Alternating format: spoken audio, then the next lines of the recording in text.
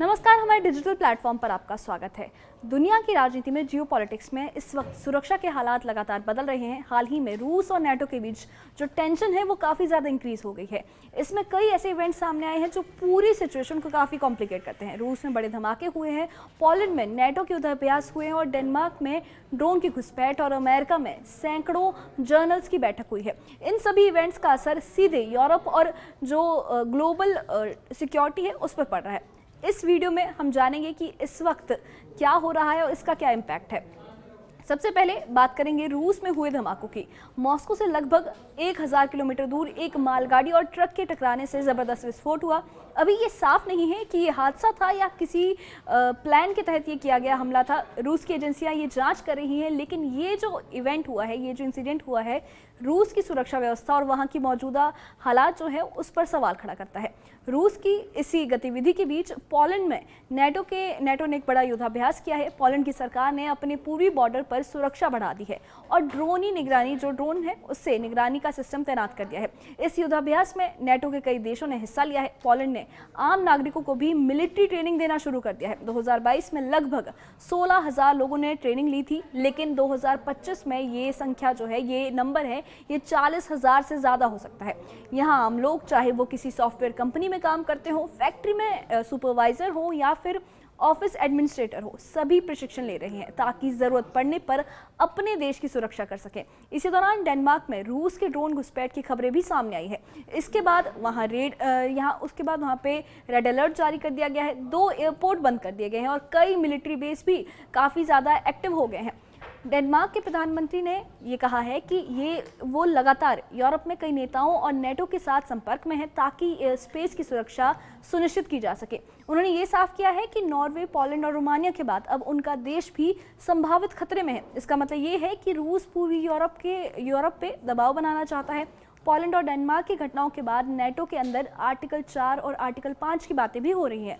Article 4 ये कहता है कि किसी सदस्य देश को खतरा महसूस होने पर उस पर चर्चा के लिए बैठक बुलाई जा सकती है। आर्टिकल 5 ये कहता है कि अगर किसी भी सदस्य देश पर हमला होता है तो इसे सभी सदस्य देशों पर हमला माना जाएगा और सामूहिक रक्षा के तहत कार्रवाई भी की जाएगी।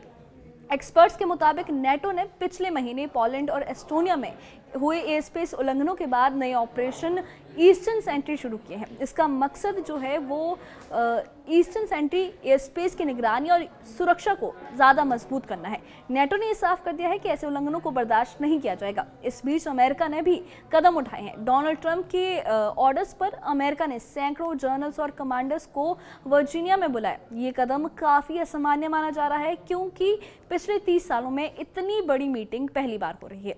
सभी ऑफिसर, ब्रिगेडियर जनरल या उससे ऊपर के रैंक के हों, वो सभी यूरोप, वेस्ट एशिया और एशिया पैसिफिक जोन से आए हैं। ये जो सिचुएशन है, ये माना जा रहा है कि अमेरिका काफ़ी बड़े लेवल पर इस संभावित स्थिति की तैयारी कर रहा है। ट्रंप ने हाल ही में रूस पर अपनी नाखुशी भी जताई है और कहा है कि रूस की अर्थव्यवस्था कमज़ोर है, वो यूक्रेन की जंग में सफल नहीं हो रहे हैं और अगर ये अमेरिका की जंग होती तो इसे 1 हफ्ते में खत्म कर दिया जाता। इसका सीधा जो इम्पैक्ट है वो रूस और नेटो के बीच तनाव बढ़ने की संभावना पर पड़ता है। ग्रीनलैंड में नेटो ने आर्कटिक लाइट 2025 युद्धाभ्यास किया है। इसमें डेनमार्क, फ्रांस, जर्मनी, स्वीडन और नॉर्वे के 500 से ज़्यादा सैनिक शामिल हुए हैं। कमांडो हेलीकॉप्टर्स से जंगी जहाज पर उतरने की प्रैक्टिस कर रहे हैं और दुश्मन के जहाज पर कब्जा जमाने की ट्रेनिंग भी ले रहे थे। इस युद्धाभ्यास का मकसद रूस की हालिया गतिविधियों का जवाब देना है। रूस ने हाल ही में जिरकान हाइपरसोनिक क्रूज मिसाइल का टेस्ट किया है। ये मिसाइल मैक 9 की रफ्तार से उड़ती है, 1 सेकंड में 3 किलोमीटर तय करती है। इसकी रेंज 1000 किलोमीटर से ज़्यादा है और इसमें 400 किलो का वॉरहेड है। इसे पनडुब्बी और जंगी जहाज से लॉन्च किया जा सकता है। नेटो का आर्कटिक लाइट 2025 युद्धाभ्यास जो है, इस मिसाइल टेस्ट से ये साफ हो गया है कि दोनों पक्ष काफ़ी एक्टिव हैं और जंग को लेकर काफ़ी ज़्यादा प्रिपेयर्ड भी है। पोलैंड ने रक्षा बजट 5% तक बढ़ाया है और आम नागरिकों को भी हथियार और ट्रेंच वर्क की ट्रेनिंग दी जा रही है। कर्नल के मुताबिक युद्ध जीतने में रिजर्व सैनिकों की जो भूमिका है, उनका जो रोल है, वो काफ़ी ज़्यादा इंपॉर्टेंट होता है।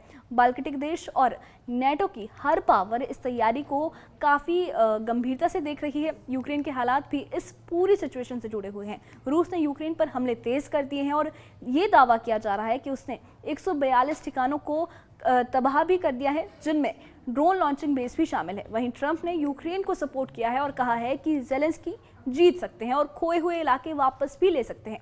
एंड में ये सिचुएशन साफ है, रूस और नेटो के बीच जो तनाव है, जो टेंशन है, वो लगातार इंक्रीज हो रही है। यूरोप के देशों ने सुरक्षा बढ़ा दी है, अमेरिका इसमें काफ़ी एक्टिव रोल निभा रहा है। पोलैंड और बाल्टिक देशों ने तैयारियां तेज़ कर दी हैं और आने वाले हफ्तों में ये सिचुएशन और ज़्यादा कॉम्प्लिकेटेड भी हो सकती है और काफ़ी साफ भी हो सकती है। ये जो इसका जो सीधा इम्पैक्ट है वो जियोपॉलिटिक्स पर पड़ रहा है और सुरक्षा पर ये असर डाल रहा है।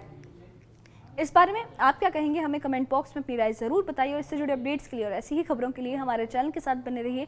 हमारे चैनल को सब्सक्राइब करिए। शुक्रिया। Europæiske kolleger. Jeg har talt med den tyske kansler, den britiske premierminister, statsministerne i vores nabolande, Sverige og Norge, og med den finske præsident. Ligesom jeg har været i tæt dialog med NATO's generalsekretær, og vi er nu fra dansk side i tæt dialog med NATO-allierede om, hvordan de i den aktuelle situation kan bistå Danmark, så vi kan beskytte. So we've seen, for example, Article 4 invoked twice in the past month, once by Poland, after we saw like a large number of drones enter its airspace from Russia, Russian drones enter its airspace, and then we've seen it invoked again later in September by Estonia after Russian jets entered its airspace. I have a shot at it because Russia. What prompted you to change your thoughts on Well, that? because I've been watching the way Russia's and what Russia's been doing. I'm very dissatisfied with what Russia's doing and what President Putin is doing. I haven't liked it at all. He's killing people for no reason whatsoever, and they are doing very poorly considering They can do that. It's part of the 51 treaty that they have the possibility to expand their activities up here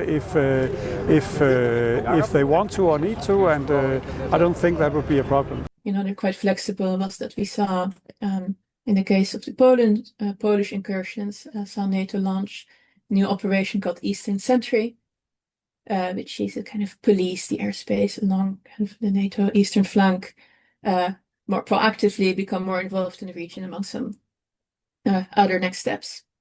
And now after the Estonian kind of consultation that was called, we've seen like NATO be quite, you know, really set quite clear lines and express itself quite forcefully about this kind of continued incursions, like that there might be actual real consequences if Russia continues to do that and violates the airspace of other NATO members.